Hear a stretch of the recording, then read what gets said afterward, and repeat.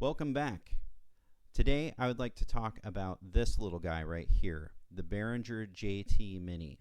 It's a wonderful little synth, and I'd like to start off by saying that this video is not sponsored in any way by Behringer, so I'm just giving my honest review of a synth that I bought with my own money. So let's take a look. So here it is, the Behringer JT-Mini. So what this is a miniature synthesizer that's actually very similar in form factor to a Volca series synth, and it is fully analog, and that means it has an analog oscillator, analog filter, and it's actually a very powerful little synthesizer. It's capable of a lot of different sounds. I actually owned previously a Volca Keys, which at the time, that was just a wonderful bang for your buck for a synthesizer. But this one I find a lot more capable. But let's talk about right now what it is not. So this is advertised as kind of like a miniature Jupiter 8 clone. I wouldn't really call it that. It has some similarities, and really the similarities that it has are the oscillator is a replication of the Jupiter oscillator, and the filter is also a clone of that filter. But the Jupiter 8 is a much different synthesizer. It's a bigger synthesizer. It has 8 voices of true polyphony, and we'll get to the claim that this is a polyphonic synth in a little bit. The Jupiter 8 is 8 voices of true polyphony. It has 2 oscillators, not one, and it has a high-pass filter. This one only has a low-pass filter. It has hard sync between oscillator 1 and oscillator 2, giving it the capabilities to make different sounds with that feature right there. And it has much of a different voice architecture than this one does. That aside, this has that wonderful sound of the VCO that the Jupiter is based off of, and it has that wonderful smooth filter like the Jupiter does. Of course, you don't expect for $100 something that could fit inside of your pocket to have all of those features like the Jupiter 8 does. So those are some of the differences between the Jupiter 8 and this. Now, this is also talked about as 3 voices polyphonic. It even says next to the knob here, the voicing knob, poly. And I have it in that mode right now. This is not a polyphonic synthesizer. And this isn't just Behringer making a claim that it's not a most companies will do this where they'll say that it's polyphonic when actually what they mean is it's paraphonic. So what this means is there are 3 oscillators inside of this synthesizer, and they can either be tuned all to the same frequency, so put into unison mode, or they can be put in a paraphonic configuration, which means that they can individually be tuned to separate notes. So you have up to 3 notes that can be played separately. But what makes it not true polyphonic is your filter. There's only one filter. There's not one filter per oscillator. There's one filter. So those oscillators feed into the filter, and then they're controlled by one envelope. So the VCA and the VCF are controlled by the one envelope, and every time a note is hit, it re-triggers that envelope. So I'll give a an example here. I'll switch this to saw wave, and we have 1 note, 2 notes, 3 notes, and you hear every single time I hit a new note, they all 3 trigger. So that is a paraphonic configuration. Now that does mean that you can play chords, and if you're really good with your fingers on this touch sensitive keyboard, you can play chords where they all ring out together. But if you press them down at different times from each other, you'll hear it trigger multiple times as you're trying to play. But what is nice about that, especially with this keyboard, is that if you hold down a note, then you can keep hitting that chord just by hitting the next note.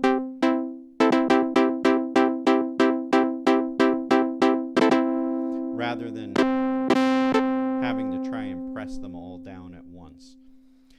My favorite configuration for this is actually to put it into its Unison mode, because it makes itself a fantastic bass synthesizer when you do that. I'll take it down to 32 foot. This is your octave control here. And you can hear how fat that is. If I give it some pulse width modulation and switch it to the pulse wave, you can hear how beefy that is. And then we'll give it a little bit of detune. Now this detune, it does what it says. It will tune the oscillators separately from each other, so it'll give you a little bit more of a spread in the tuning. And when you do that with Unison mode, you get a real nice beefy sound. So I'll go from left to right. What we have here, we have our LFO control here, and we can control the rate of the LFO, and we can control the delay time. So that's how long it takes the LFO to engage. So I'll turn the LFO up, give us some sustain, and you can hear that going. But if I give it a little bit of delay time, it doesn't engage right away.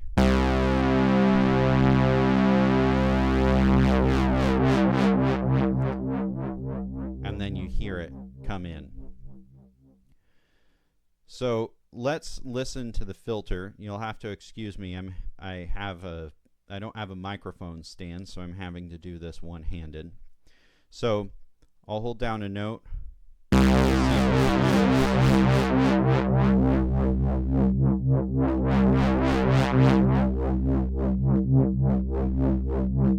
Now give it a little bit of resonance.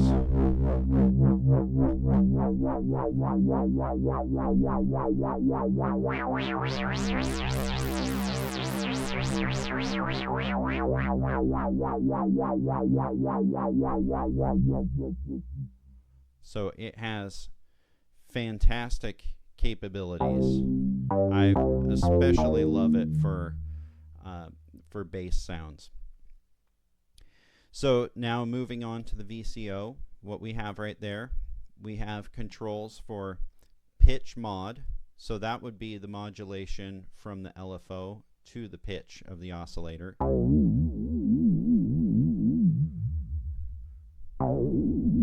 So that gives us some vibrato.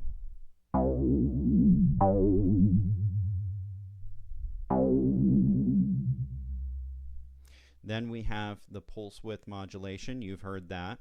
So that will only do pulse width of the pulse oscillator. And then the detune, that detunes each one of the 3 oscillators from each other. And now we have our different types of oscillators. So right here we have a triangle.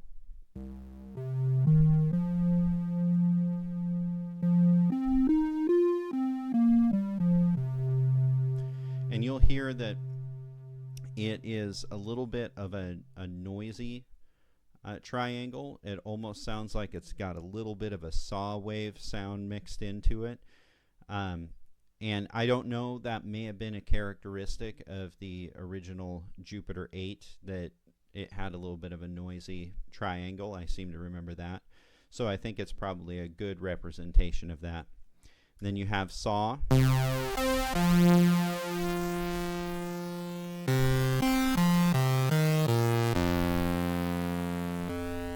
Pulse. And square.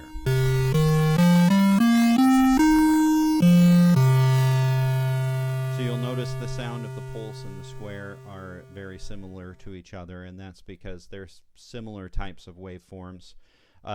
A square wave is actually a pulse wave that just has an even duty cycle, so it spends the same amount of time in high voltage as it does in low voltage, so it's even there. Whereas pulse is variable, so that time that it spends in high voltage is can be lengthened or shortened. And then we have the VCF. It's very simple. We have our cutoff for the filter frequency, and then we have our resonance for it, which the resonance can go way up into self-oscillation, just like the original Jupiter 8 was known for. Then we've heard the LFO modulation. So we have the modulation of the LFO to the filter, and then we have our envelope modulation of the filter, and this is the amount that we can apply to it. Let me get a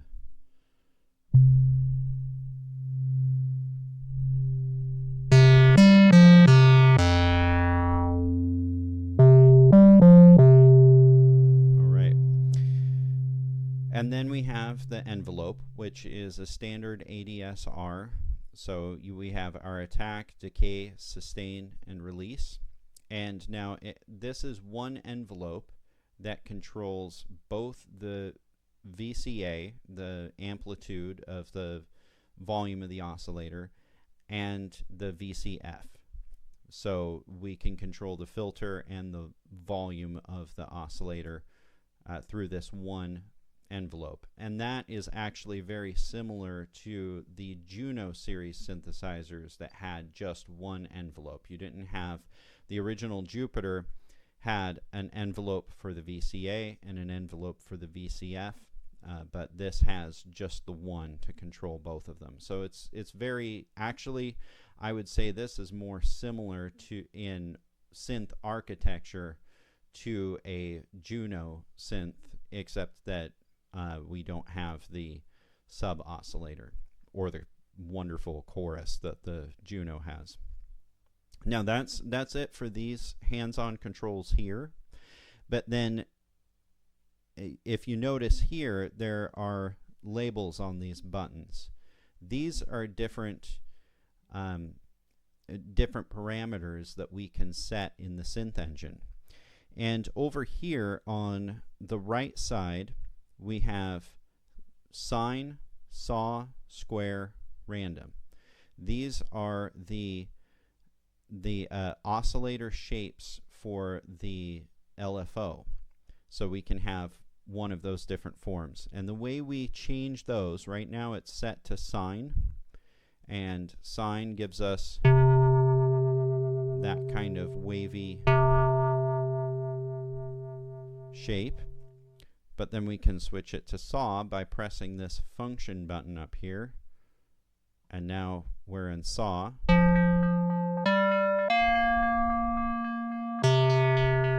It gives a little bit more of a pulsing motion.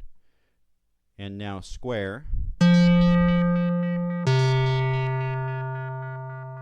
And then this one's always really cool, random. And I'll put the speed of that higher.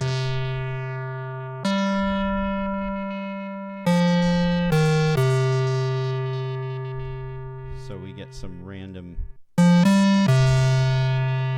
random oscillation of the filter. So now there are some different settings right here.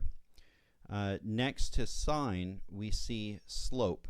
This one I thought was interesting because there's actually two filters in this synthesizer, and one of them is more of the standard Jupiter filter, but we can switch over to this one with slope, and it gives us different characters to the filter.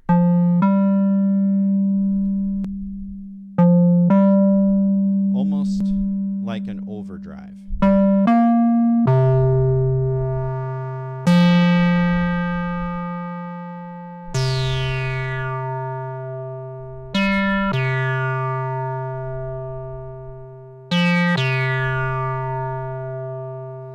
Actually, with that, I'm just repeating what I heard somebody say in a different video about this slope being a different filter, but it may actually just be a different configuration of the same filter that gives us more of these harmonics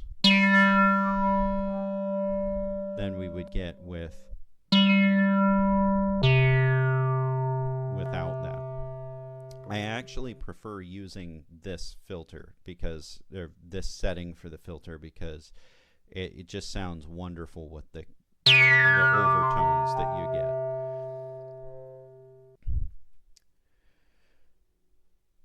Okay, now this has different voicing modes. We've looked at Poly and Unison, but now it also has something really cool. It has an arpeggiator.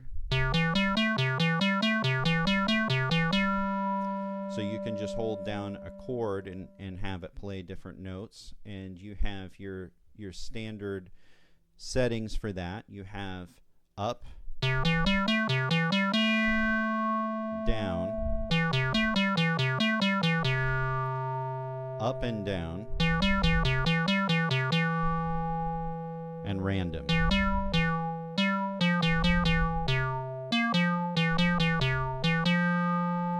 So that's a lot of fun, and it actually responds to MIDI. So if you're playing this with a controller, it will respond to the MIDI notes that are coming in. So if you hold it down on a controller keyboard, it'll arpeggiate if you have it on the arpeggiation mode. Now, of course, when you put it to the arpeggiation mode, it switches to a single oscillator configuration, so you can't do this along with the Unison. But if you wanted to arpeggiate it with Unison and you had a sequencer or some other controller that has an arpeggiator, you could use that to arpeggiate this, and you would be able to stick with your Unison, which is the Unison is my favorite thing.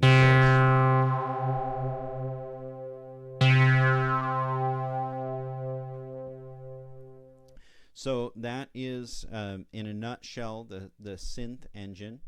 There's more to it, though. There's a full 16-step sequencer, so you can record sequences with this instead of just doing the arpeggiator. I'm not going to go over that. That's a whole video on its own.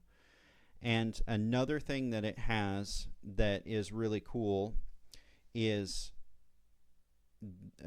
parameter sequencing. So these parameters right here that you can control, you can actually control have sequences that will control different parameters, and then that'll move by step. So I'll go ahead and turn that on, press record, and play. And then you can wiggle a knob, and you see right there that knob is moving. Let's I don't think that the resonance is something that can be controlled. Oh, and you do have to, every time you record one parameter, you have to then press record again, because it will come out of its recording mode once it loops around. So now, right now, if I have this playing,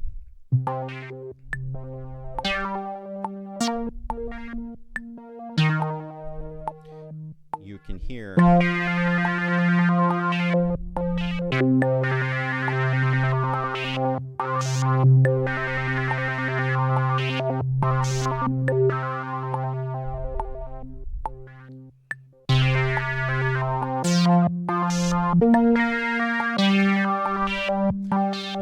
it going through the sequence. So every time I changed one of these knobs, it sequences. Now this is going by each step. Oh, this on-off switch, that is for the metronome. So that's why it continuously had the metronome going right there. That's not for turning on the sequence. This is for turning that on right there. Up. I apologize. This is for turning on and off your sequenced parameters, and then we have a metronome key over here that'll turn on or off the metronome.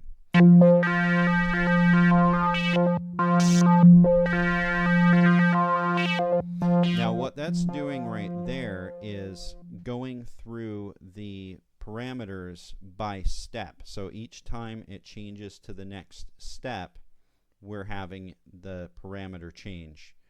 But if we wanted to play back our smooth movements of those knobs, we can turn on this right here, which is the smooth mode. And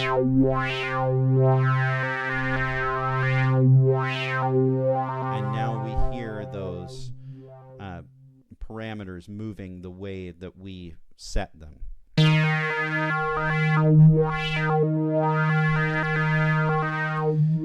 Now, what's nice about that is you might want it to play back your sequence of parameters exactly the way you played it. But you might also want this to be in time to the music that you're playing with. So if you take it off of this smooth mode, now you've got something that's more rhythmic and is going to go in time to the music as long as it matches the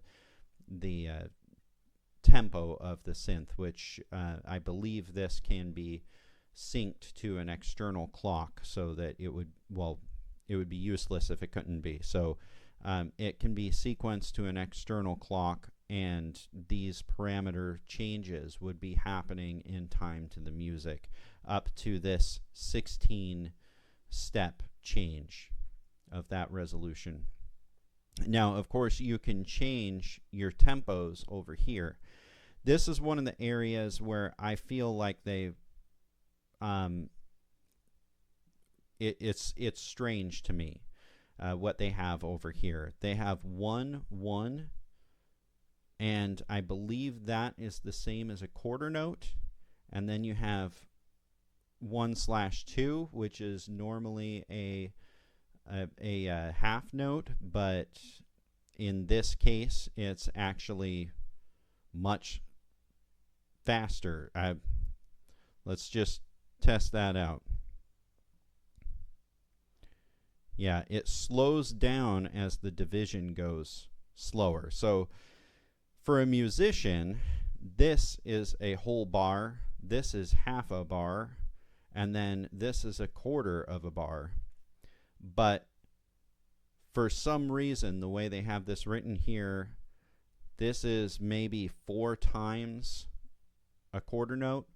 It's a real strange notation that they have right here, but you can look at this as an actual whole step, which actually would be a 16th note. So this would be 16th, then this would be 8th, and this would be a quarter note.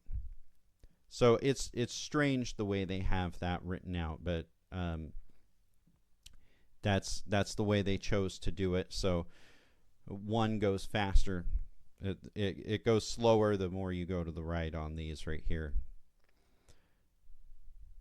So that is the JT-Mini. It is a very capable synthesizer, and if you're wanting to get into synthesis and you don't want to spend a lot of money, but you want to get something that is going to apply to other synthesizers if you choose to get them, this is a great starter.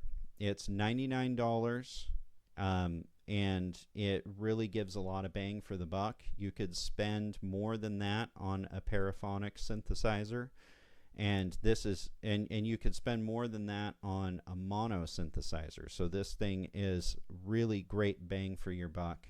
It sounds fantastic, and it would be a great starter for somebody that wants to get into synthesizers.